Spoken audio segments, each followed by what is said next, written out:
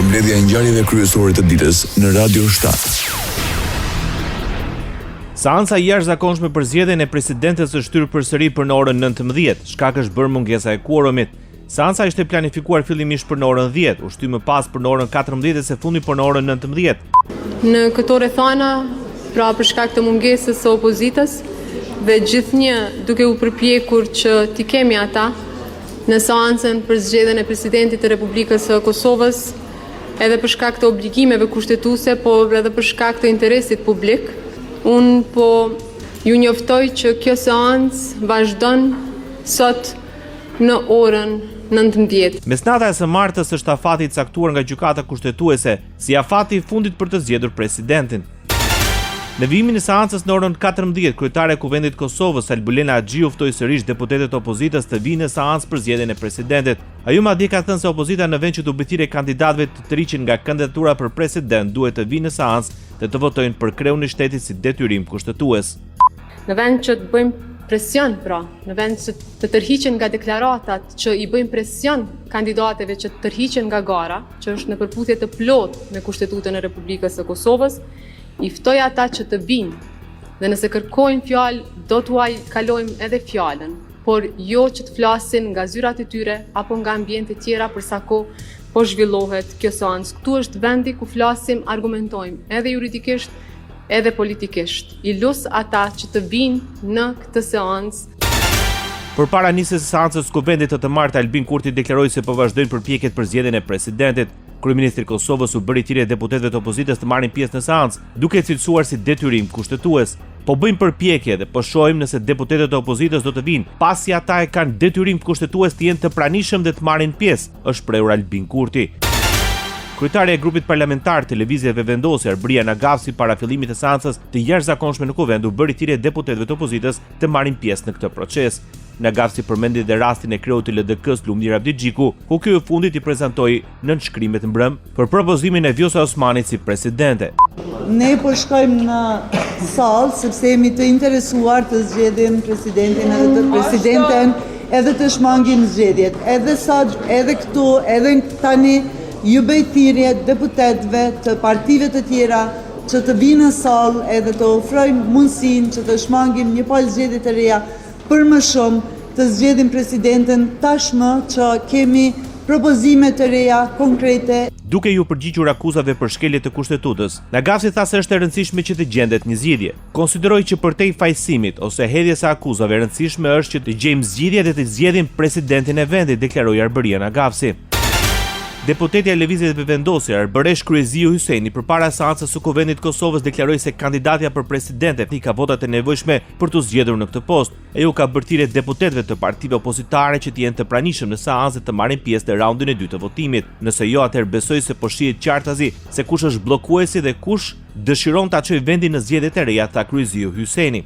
Ju e pat që zonja Feride Rushiti tashmë ka votat për të zgjedhur presidente, prandaj unë po shfrytëzoj rastin të bëj thirrje gjithë deputetëve të partive opozitare që ndryshe prej mbrëm sot të jenë prezent në sallë dhe të bashkohen në rundit të dytë të votimit, sepse besoj që nëse duam zgjidhje kemi rastin votojmë zonjën Feride, nëse jo, atëherë besoj po shihet qartazi kush është bllokuesi. Sipas saj, pjesëmarrja në votim është kyçe për të shmangur një krizë të re politike dhe për të siguruar funksionalitetin institucional të vendit.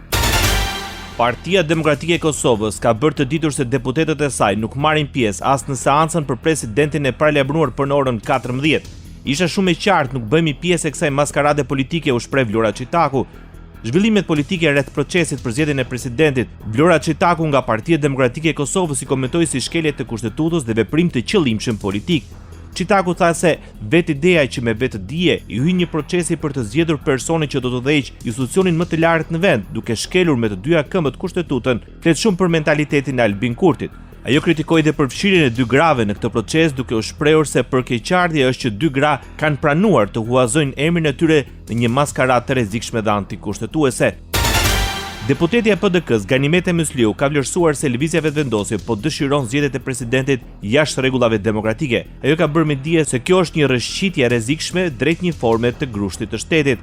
Në profilin e saj në rrjetet sociale, Mysliu ka shkruar se Kosova meriton ligj dhe respektim të demokracisë. Kur institucionet kapen, ligjet anashkalohen dhe vendimet merren jashtë rregullave demokratike, kjo nuk është më qeverisje, është rrëshqitje e rrezikshme drejt një forme të grushtit të shtetit. Kosova meriton rend, ligj dhe respekt për demokracinë, jo improvizim dhe kapje të shtetit, shkruan Ganimete Myslyu. Shkeljet e rënd kushtetuese komentoi dhe kryetari i Aleancës për Ardhmërinë e Kosovës, Ramush Haradinaj, seancën e jashtëzakonshme të së-ës për zgjedhjen e presidentit. Para mediave Haradinaj tha se votimi pa 2/3, ashtu sikurse parasheh kushtetuta, është një drejtim i gabuar dhe i rrezikshëm për vendin. Sipas Haradinajt, kushtetuta mund të mbrohet tani vetëm nga sovrani dhe ai zgjedh vetë mënyrat e tij. Populli zgjedh mënyrat e veta të protestave, të veprimeve, të përshkallëzimeve të nevojshme me mbrojt kushtetutën. Edhe në kalumen është suprimu kushtetuta Kosovës dikur autonomisë, kjo është një situatë afërsisht e ngjashme. Pra po suprimohet kushtetuta e Kosovës. Të gjithë ata që bëhen pjesë e kësaj, përfshi edhe zonjat në fjalë kandidate për presidente, do t'i mbulojë turpi të rjetën.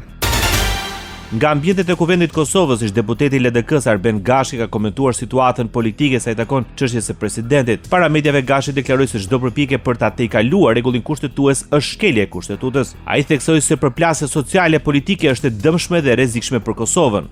Unë jam i bindur se këto duhet ta ndalojmë, nuk duhet lejojmë që të shkojmë drejt një përplasje. Çdo luftë fillon kur njëra palë me vetdije nuk don me respektu rregullat cilat janë vendosur. Përplasja sociale, politike që mund të ndodhë është e dëmshme dhe rrezikshme për Kosovën, prandaj duhet ta parandalojmë.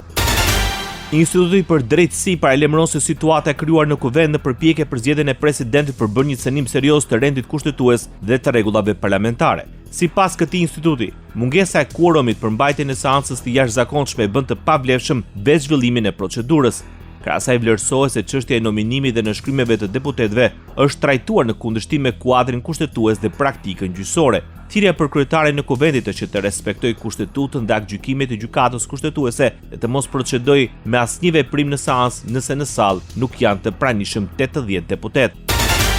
Pak orë para afatit për zgjedhjen e presidentit, zëdhënësi i Komisionit Qendror të Zgjedhjeve Valmir Elezi deklaroi se KQZ-ja mbetet e detyruar të veprojë në përputhje me mandatin e saj kushtetues dhe ligjor, duke ndërmarrë të gjitha hapat e nevojshëm për të siguruar mbarvajtjen e çdo procesi.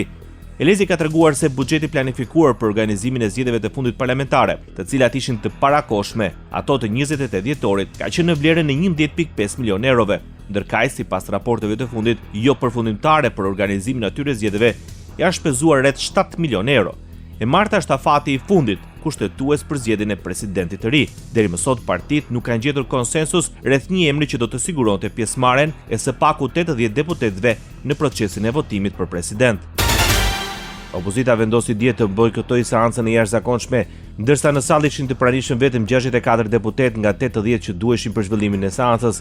Në votimin e fundit, kandidatura e televizijave vendosje, Feride Rushiti mori 63 vota, ndërsa Hatixhe Hoxha nuk mori asnjë vot. Një vot u shpall e pavlefshme. Ndërsa Lidhja Demokratike e Kosovës me në krye Lumir Abdigjiku zyrtarizoi Vjosa Osmanin si kandidate për presidente duke mbledhur dhe 15 firma nga grupe parlamentar. Sot zhvillohet seanca e fundit për votimin e kreut të shtetit. Në rast se partitë nuk dakordsohen për pasardhësinë e Vjosa Osmanit, Kuvendi do të shpërndahet dhe brenda 45 ditësh Kosova do të zhvillojë zgjedhjet e reja parlamentare. Ndoqët edicionin informativ të lajmeve në Radio 7, zëri pozitiv i qytetit.